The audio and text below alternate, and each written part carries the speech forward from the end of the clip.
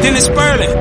That show, mama, you know what I'm talking about. Mama, that go, that man, he just talk a lot of shit. He be up late at night, tuning into all his hits. See my grandmama hate him. That's my motherfucking business. You ain't got a goddamn thing to do with it.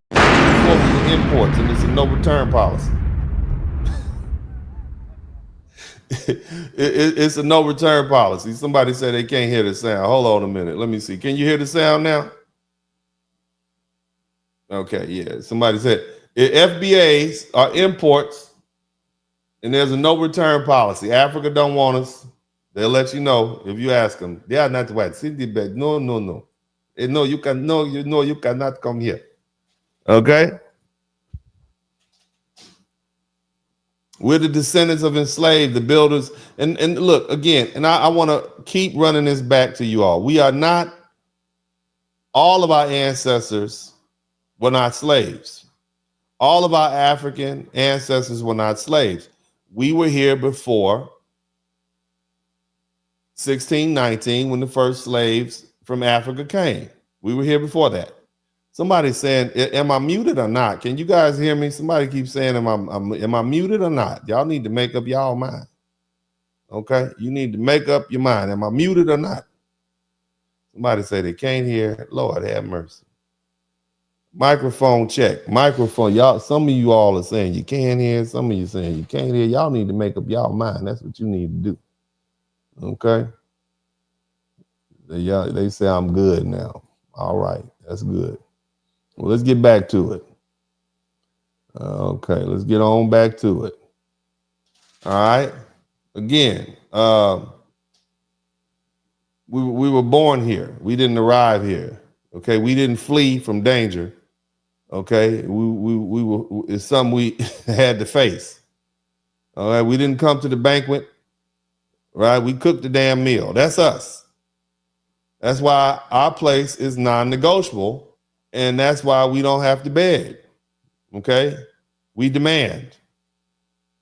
And the crazy part is our roots as foundational Black Americans are older than most of the white people you see. And they know it and we know it. So the next time one of these immigrants tells you that we built this country, you correct them. And the next time they tell you that Black Americans are next, you correct them. You understand? And they need to understand that America doesn't owe you anything just because you showed up. In fact, you showed up late. And they need to understand that when their usefulness expires, so will their welcome. And America has shown that over and over again. Look, America has a long, well-documented history of rapidly discarding labor when it's no longer profitable or convenient. The shift is swift. It's surgical and often legal. After the Civil War, you see what happened to Black folk. Shout out to Yaya kids. The Civil War ended in 1865. But by 1866, the Southerners had already enacted Black codes and criminalized Black freedom and established the convict leasing system. That's what they did. They industrialized and mechanized. And during the industrial age, they replaced Black tenant farmers in the South, and millions went north to northern cities because the work dried up, only to be locked out of these white unions and shut out of these skilled labor.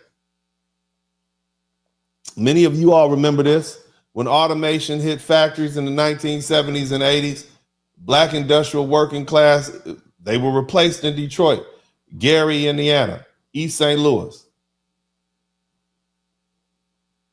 A lot of Black men were left jobless almost overnight. And then mass incarceration spiked. And shortly after that, America doesn't offer retirement plans to labor. It doesn't need it. It offers cages, deportation, buses, or border walls. Today, the new threat is AI. AI is the new cotton gin, the new combine, the new industrial robot, and it's making human labor obsolete at a pace that's faster than the transition before. The result is a sudden coordinated political movement to remove people who were once tolerated because they were cheap and useful. And once your economic utility drops below the cost of managing you, America moves quickly to dispose of you physically, socially, legally, and digitally. America has always operated under this ruthless formula. And when it comes to labor, use, exploit, discard. And this is especially true when that labor is black or brown or yellow, or at least non-white. You understand? I already explained to you what happened when the sharecroppers became useless. You see what they did to us. Now let's talk about the Chinese and the other Asians in the 1800s. They were brought over here in large numbers to build a transcontinental railroad. Okay, they blasted through the mountains. They laid track across desert. They worked under deadly conditions for pennies, literally. But the minute the job was done, when the last spike was hammered into the ground, America said, thanks, now get out. They actually passed a law called the Chinese Exclusion Act of 1882. And it became the first federal law to ban an entire ethnic group from migrating to the U.S. It wasn't even repealed till 1943 during World War II. And even then, only symbolically. See, they were good enough. The Chinese were good enough to build America's infrastructure, but not good enough to live amongst quote unquote real Americans. There's the case of the Mexican labor. And we talked about that briefly, right? These same Latinos, they're a growing force today. But up until 1965, they were a small minority in the U.S. Why? Because America didn't just exploit their labor, it forcibly removed them once the labor was no longer needed. There are two major mass deportation campaigns that swept through the country like ethnic purges related to the Mexicans. Okay? The first one happened in the 1930s.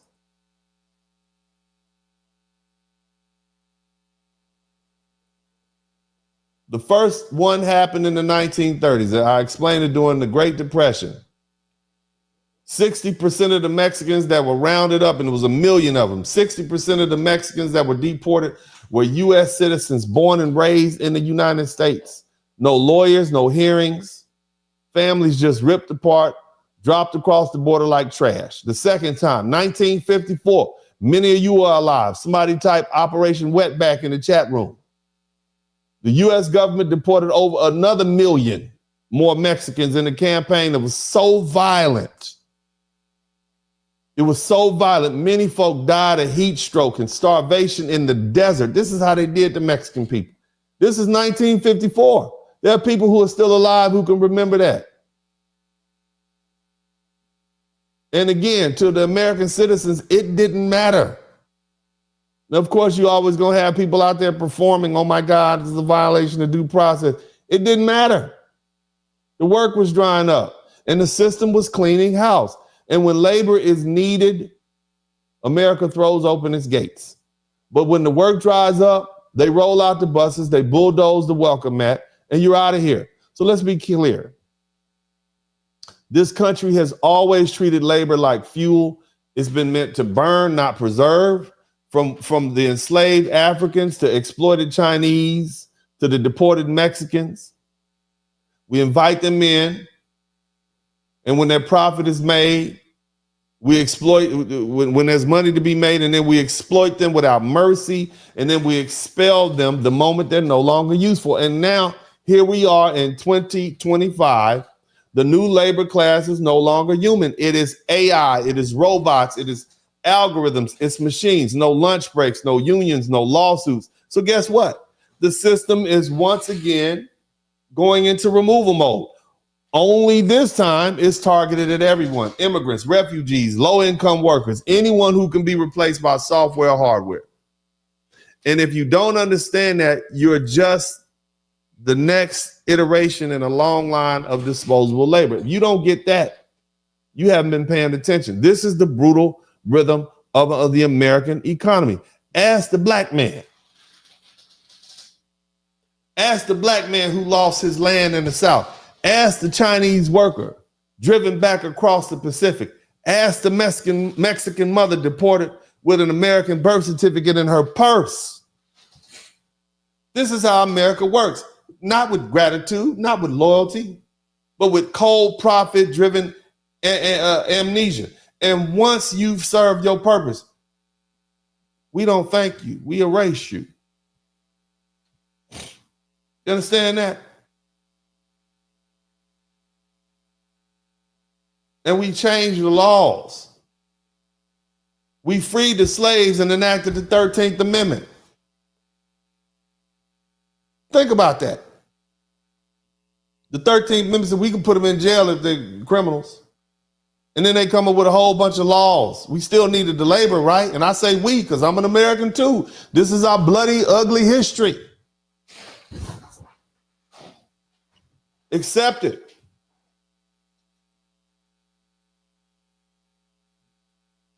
When cotton picking machines and tractors were introduced in the early 20th century, Southern landowners quietly stopped needing black sharecroppers who they needed for generations, because for generations, black families were trapped in this exploitive system. They were bound to the land by debts they could never repay. So basically what would happen, and my grandmother and my uncle would explain to me how this worked. Basically what happened was you would pick cotton, and as you needed supplies, you would go down to the company store, which was owned by the landowner who owned the fields and the crops, and you would borrow against your crop. You were already getting a small percentage. Mama, that go that man. Mama, that go that man.